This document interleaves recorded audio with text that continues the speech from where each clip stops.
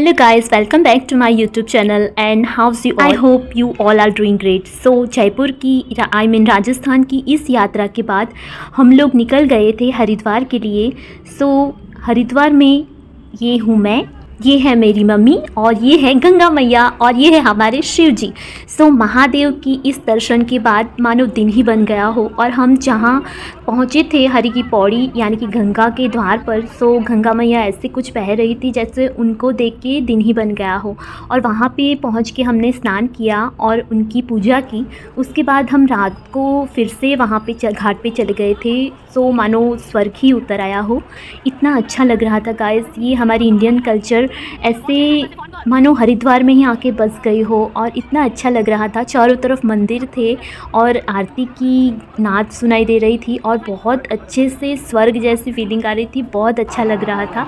और उसके बाद हमने गंगा मैया की आरती की और आरती करने के बाद हमारा यहीं पे स्टे था।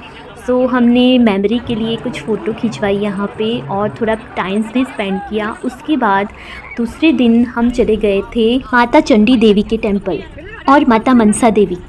यहाँ से रात पड़ रहा था और हमें रोपवे में से जाना था, तो ये हमारी पूरी टीम थी और हम रोपवे में बैठ गए थे। मानो स्वर्ग जैसे धरती पे उतर आया हो। चारों तरफ इतनी ग्रीनरी थी जैसे कि आप देख सकते हो, इतना स्वच्छ और अच्छा वातावरण था गाइस। और ऊपर से देखने के बाद देवभूमि सच में ऐसा लग रहा था कि मानो देवों की ही भूमि है। सच में बहुत अच्छी फीलिंग और वाइब आ रही थी। उसके बाद हम चंडी माता के दर्शन किए बाद कुछ मेमोरीज़ के लिए फ़ोटो खिंचवाई और यहाँ पे थोड़ा टाइम भी स्पेंड किया। उसके बाद आई नीलकंठ महादेव की बारी। दर्शन करने के लिए हम लोग इस रास्ते से जा रहे थे। महादेव की कथा सुनने में आया है कि महादेव ने जब समुद्र मंथन की ड्यूरिंग विष पिया था, महादेव के पूरे शरीर में इतनी जलन हो रही थी, तो महादेव प्रभु ने यहाँ पे समाधि लगाई थी।